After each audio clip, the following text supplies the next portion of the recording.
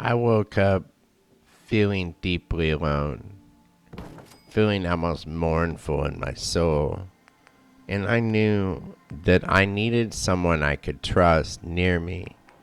Before the Great War, me and Nora were hardly ever apart, and though sometimes she was really insufferable, at least I had company.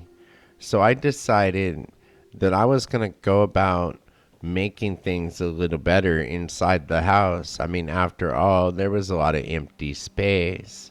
And I thought, let's just build a room for the settlers. And another thing I knew was that I hated the look of these generators. And I was glad to see that I'd left my concrete post nearby because I was going to do something cool with it once I found a conduit to place on the wall. And I thought, heck yeah, this is gonna work out. The light inside the house will light perfectly, and I will be able to snatch this post up, drop it down, and do my magic. Because working with firm poles is something I can do. So as you see, the conduit disappeared crisply into the ground, where it's much harder to be destroyed if the settlement is invaded. It's at least not an open target, and the one conduit as a wall serves as a place to hook everything else up. So it works flawlessly. And now we're going to see that the light works as well. And this is a beautiful thing. It shines brightly because it's this thing called light.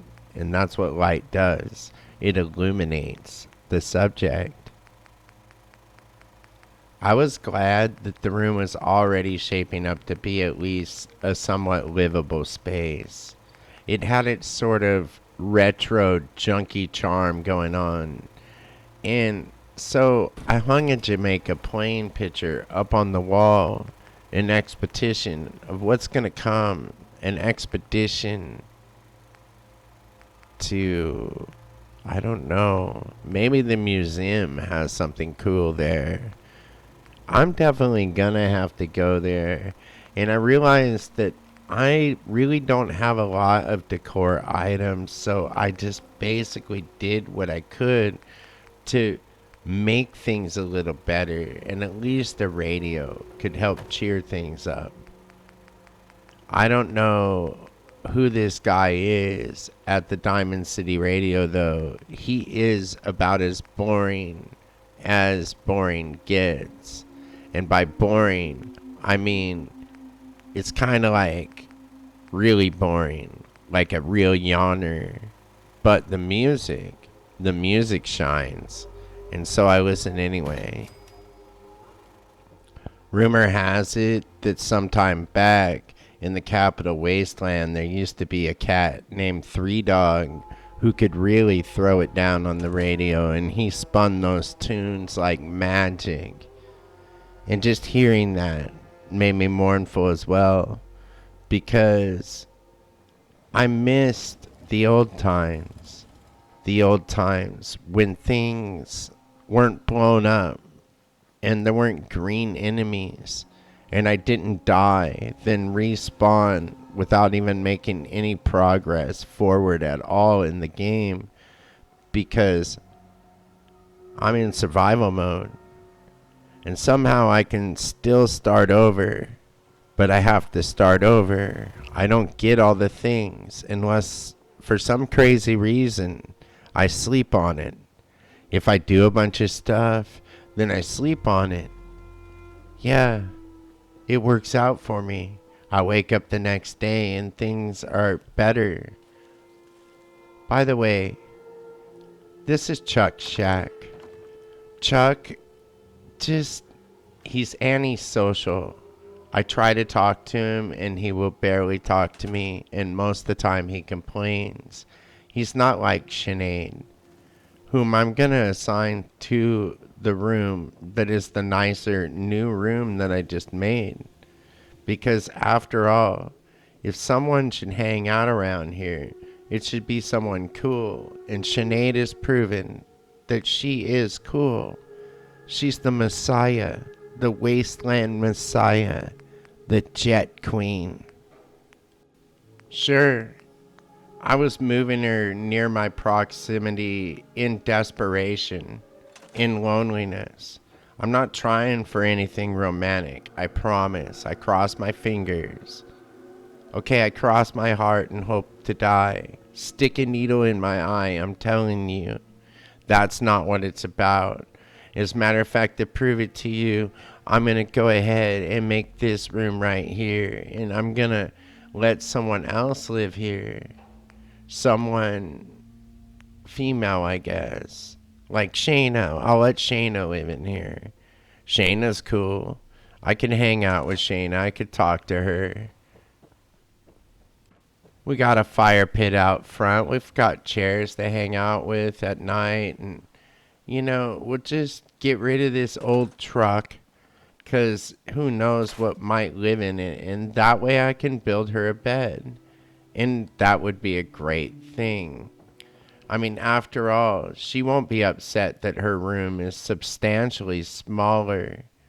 I mean, Sinead is the Messiah. She taught me how to make jet. I owe her. But yeah, I thought it was pretty charming, really, kind of quaint. I like how the sunlight dapples through the roof. I mean, what could go wrong? She should like it.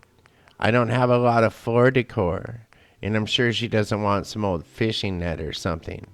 But why not give her a table? Why not give her something like, I don't know, something just to be over there in that gap, so like she, you know, has something to walk on in case she like gets out of bed on the wrong side, so she can get back up on the bed, and so she can like keep being stuck there and bounce up and down, because this is Fallout 4 and I doubt she'll be able to track or path her way through this room.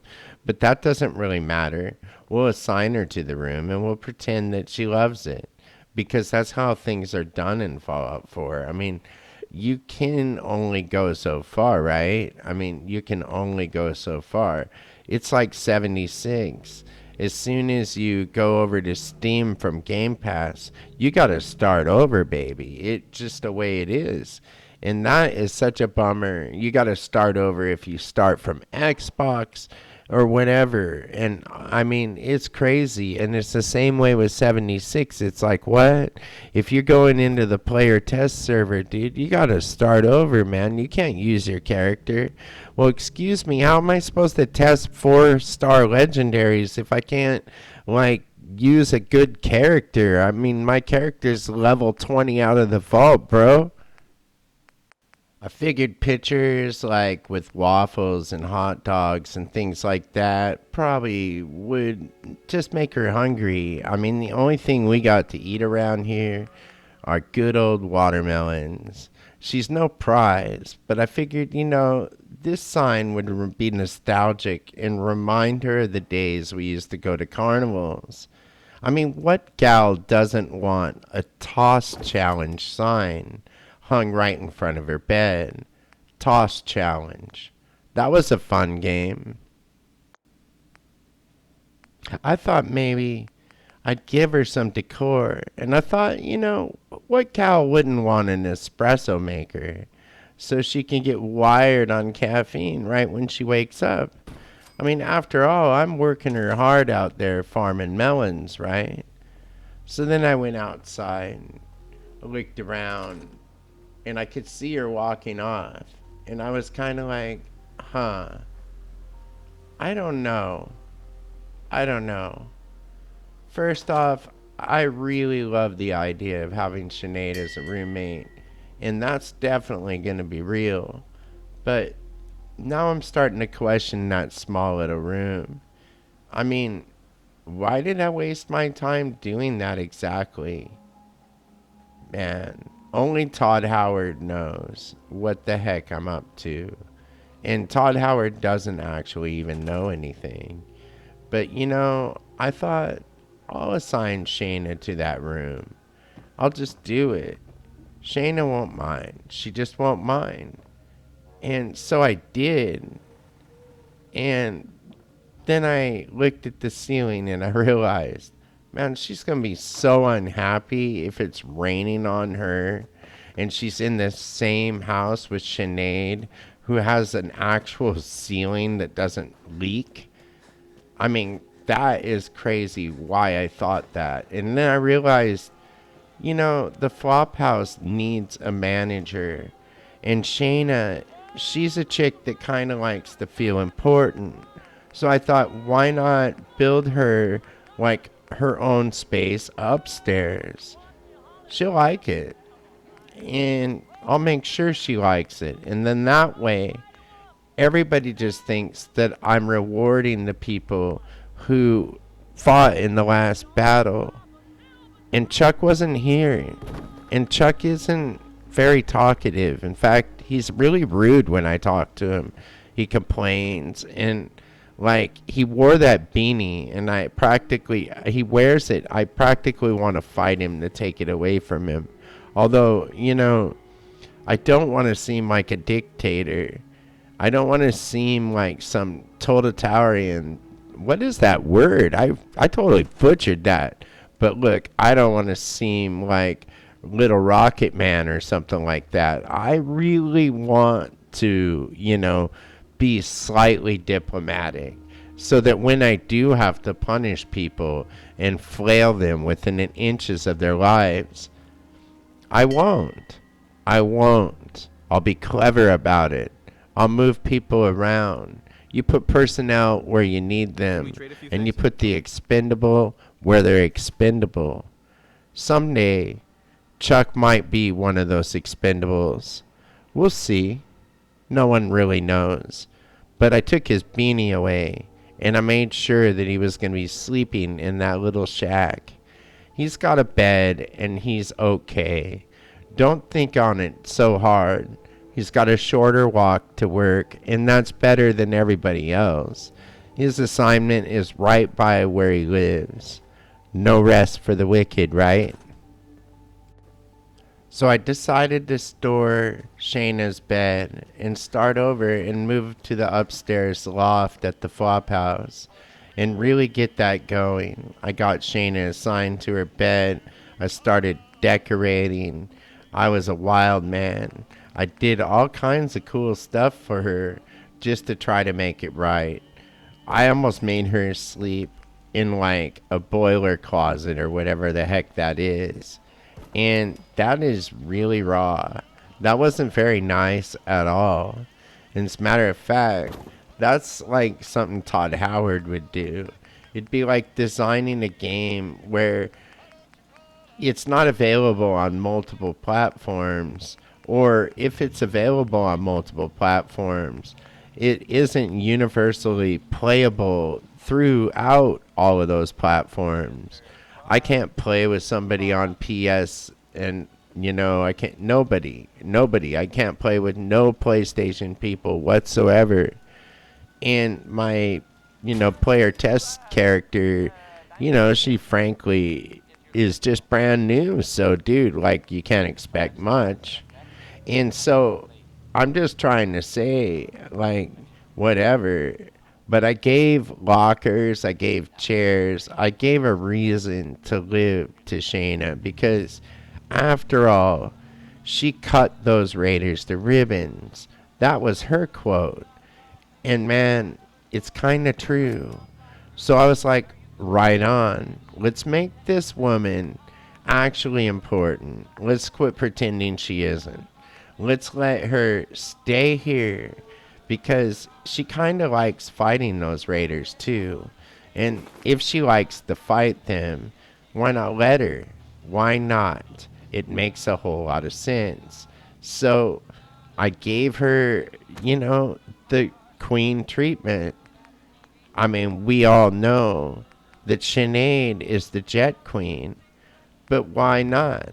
Why not this be the queen of settler management. And as far as the flophouse is concerned, I'm sure there are people waiting at Sanctuary at this point for some kind of assignment there. But the plan was never to assign anyone there, or at least not right away, and just move them to Sanctuary so that I can filter them as I see fit. If there's someone I don't trust, someone that just has eyes that are even more beady than mine, because my eyes are so beady. If you don't believe me, rewatch episode 1 and 2 and take a look at my picture there. I had beady little eyes, like Beady Bundy eyes, like Beady Betty Bundy eyes. I don't even know what I'm saying, but Bundy is Ted Bundy, and She's Got Betty Davis Eyes is one of my favorite tunes. Used to listen to it when I was trying to rock Sean to sleep at night, but the little dude was always too busy duking in his diaper. I went around just doing general cleanup. I wanted a door for their, because like if Shayna doesn't have a door, I'm pretty sure she ain't gonna like the room no matter what I do. She's gonna like come up and she's gonna be like, "Hey boss, where's the door?" And I'm gonna be like, "What do you mean?" But now I gave her a nice screen door. I'm pretty cool like that. So now she's got some pretty nice digs. In all honesty, they're basically nicer than the ones I have. Except all my stuff isn't all in one room like hers. Hers is kind of like one of those studio apartments. Except for it's not a studio apartment because she can't cook there. And she certainly better not poo there because there's no facilities for that. No, here in Sanctuary, it's strictly take a shovel to the woods and bury it. I'm definitely enjoying just being a domestic guy, just hanging out around Sanctuary and getting the feel for things, getting things better, making things amazing. Because making things amazing is really all I really have any desire to actually do, I guess. And that was why when I woke up and I felt so hollow, I wasn't thinking about like a Pantera song. I was thinking about my heart and how my brain had so little information in it that just stuff echoes there. And I thought, I need company. And that's what all of this has been about. This entire episode. Cleaning up this place. Making it better. Getting company. But pretty soon, we're going to have to go over to Starlight and bring in the new recruits. I'm going to scrap these tables and I'm going to think about what am I going to do. So as I clean up this settlement, I realize there is absolutely no way that there aren't people waiting for me there. And I hope they'll be okay. But I also hope one of them will just get rid of that mine by stepping on it, because that mine really bugs me. And if you don't mind, I would really rather an NPC clear the mine than me. But, that's just me being me, because all it can really be is me. There's no other, person exactly like me. I'm not a synth, and my name isn't Art. My name is Kuma, and I'm changing things a little at a time, yes. But Rome wasn't built in a day. So now I'm gonna have company, and the Halloween house is still beat to snot. And I'm gonna have Sinead staying at my home while Shayna is gonna feel important. So it's a win-win situation. I feel pretty smart. Got my purifier to safety. And I'm a lot smarter than Bethesda, who can't design razor grain so that it won't float when a player puts it down. But I'll move it. I'll move it into these bushes to disguise the sadness of the situation. And I'll wonder, what do I do with the people from Starlight to discern them from the others? After all, some of these are branded heroes, and Chuck is branded, I'm not sure. I'm not sure if I even trust him. We'll find out next time on Fallout Survival Settlements.